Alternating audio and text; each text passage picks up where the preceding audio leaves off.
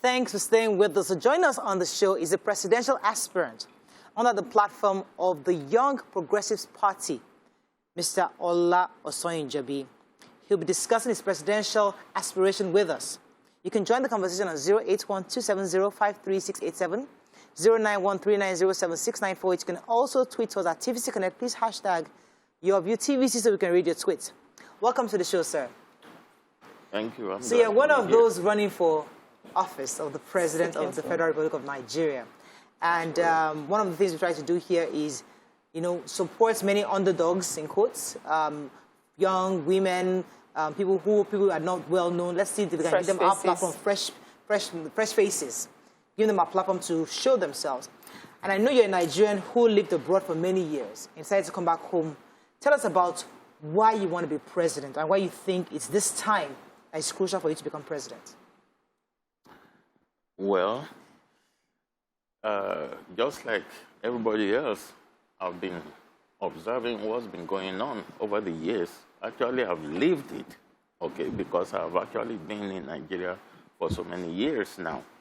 And a lot of my friends in the U.S. were telling me, you better come back, and leave that place alone and all that. But I kept thinking to myself, what legacy are we leaving for our children?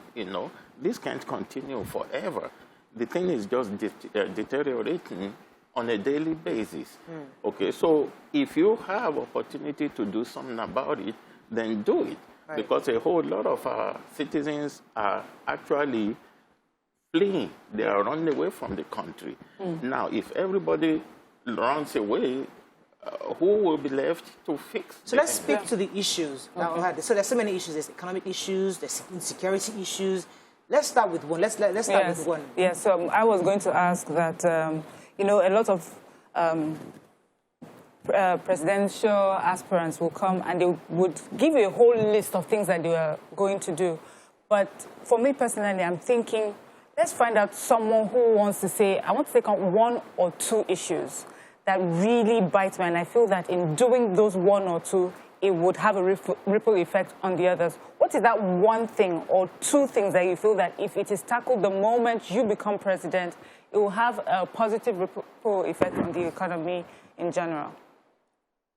Okay. From my observations, because I've studied the situation extensively, and I came to the conclusion that our number one problem is we're not organized. Okay, because when you organize, it becomes easier to tackle individual issues. Okay, all this insecurity, even economic depression and everything stems out of one thing. We're not organized. And when everybody just does whatever they want to do, from the top to the bottom, then you have chaos. So what does organize mean? How do you organize? You organize by establishing a set way of doing things, like independent institutions, so that somebody will not just come from the top, and just disrupt the whole thing because they feel like they have power over you. And similarly to what they had in the U.S., and pretty much you establish ways of doing things. Look at the recent thing that happened in Sokoto. Now, if we have a way of doing things, I don't think people will be so inclined to be stoning people and burning them and all that, but because people know that they can get away with these kind of things.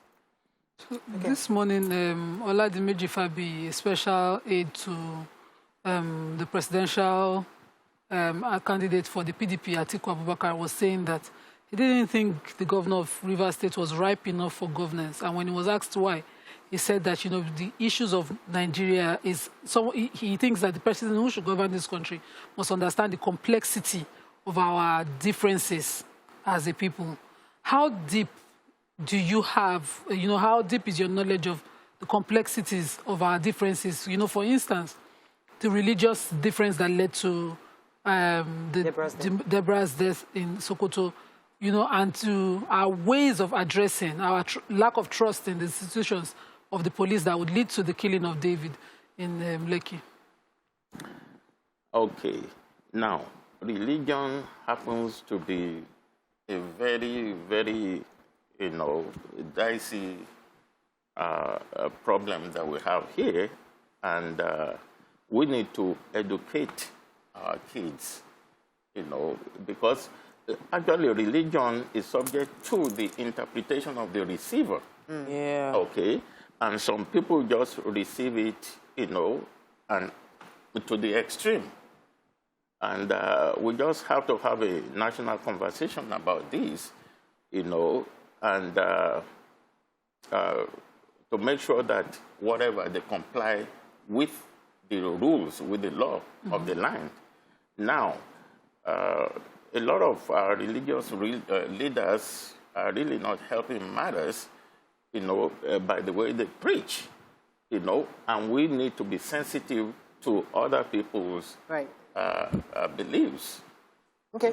So I'm one of those that believe that a lot of people aspire to become the president of Nigeria, and we've spoken to a few politicians that achieved their goals, and then they were shocked by, we did not know it was this bad. Even this administration, when they started, said they didn't know it was this bad. They didn't know that the economy was this bad. Over and over again, it was the previous government, Now, everybody that comes on the show, we tell them, like, things are bad. Do you know how bad things are? And are you ready to confront the huge challenge that it would take to being a president of a country as complex as Nigeria? Yes, I do know that things are very bad, but it could be simplified. Number one, we lack enforcement mechanism, okay? If we have the will to enforce applicable laws that we already have, a whole lot of these problems will reduce, okay? Because it goes back to what I said earlier on, that people just feel like they can do whatever the heck they want, And in terms of economy, am I allowed to talk about economy also? Please. Oh, okay. In terms of the economy, okay, what I believe that we've been doing wrong is that we concentrate power, in the center, okay? But what you need to do is delegate authority. Take, for example, the CAC. They don't have any ease of doing business. Yeah. Okay, and I suggest that you allow each state to handle registration and determine how business is being done within their state. This will also encourage competition. You understand what? And then it will add a little money to their treasury anyway, because they will be receiving all these payments.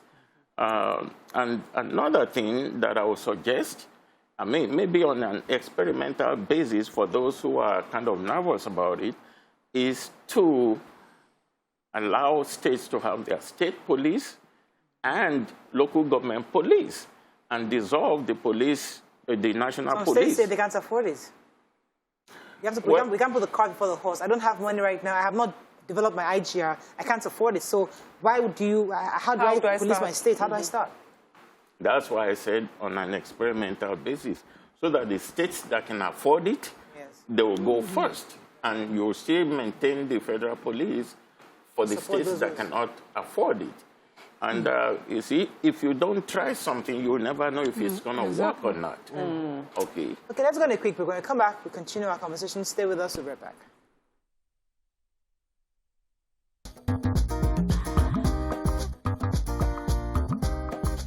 Stay tuned. Your View will be right back. Thanks for staying with us. We still have our guest, Mr. Ola Osanyinjobi, who's running for president 2023 elections. You're a member of the Young Progressives Party. Someone to say you're 63 years old. Why are you in the party that's supposed to protect young people? Do you think you're young? Yeah, I'm young at heart. And again, I don't think young actually means, you're age-wise, you're young. Your ideas are fresh. Your ideas are young, you see. And I've always been against limiting a certain segment of society to a particular school of thought.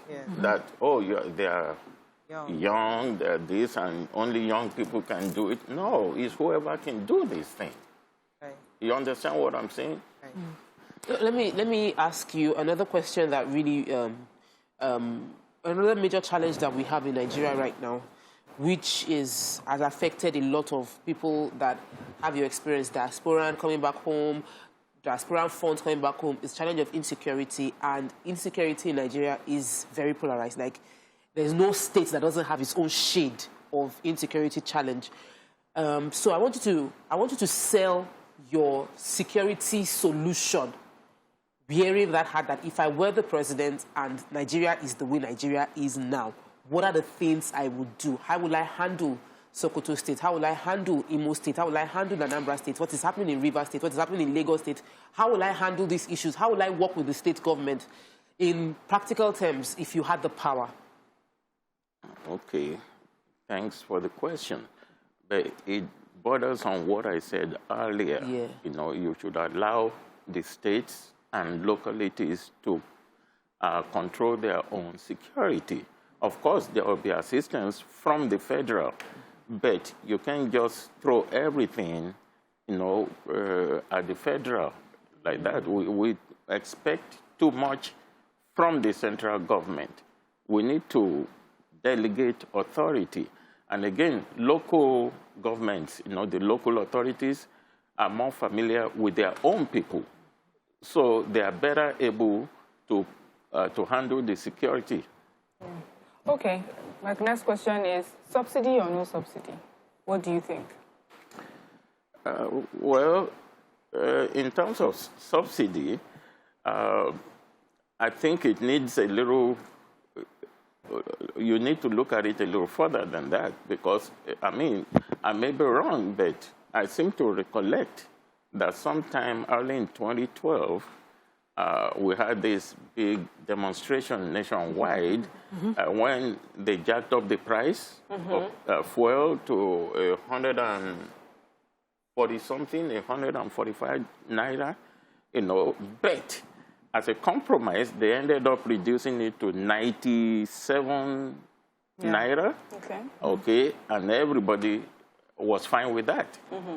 Now, the price of petrol is 162, which means, you know, they've removed subsidy from it. You understand what I'm saying?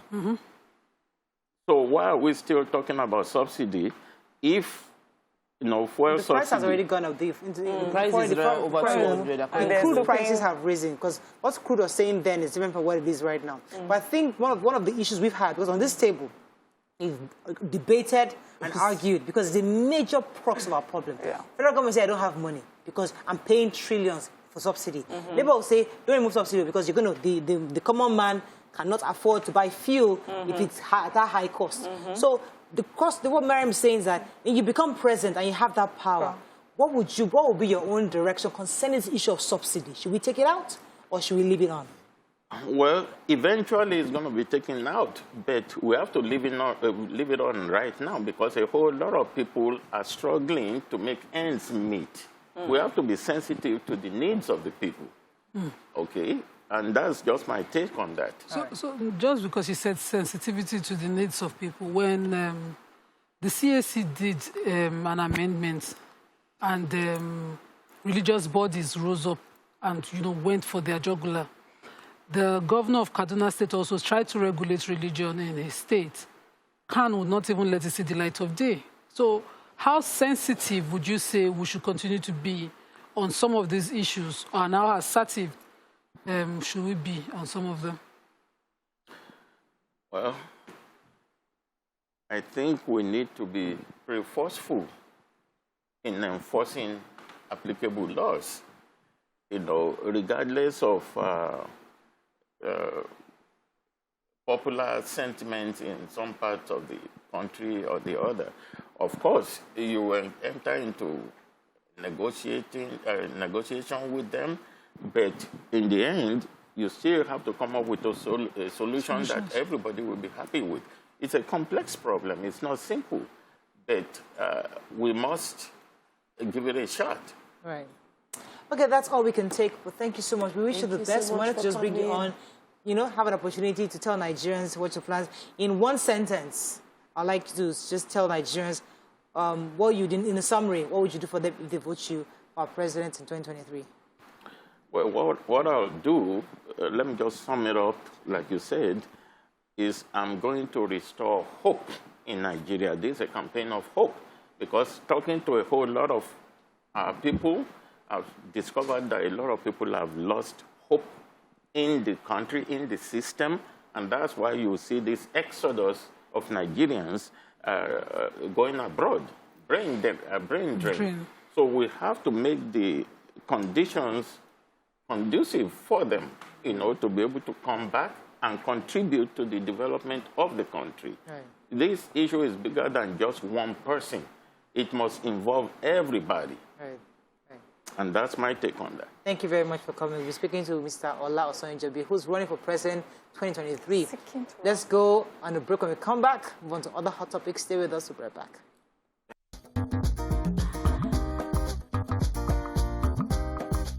Stay tuned. Your View will be right back.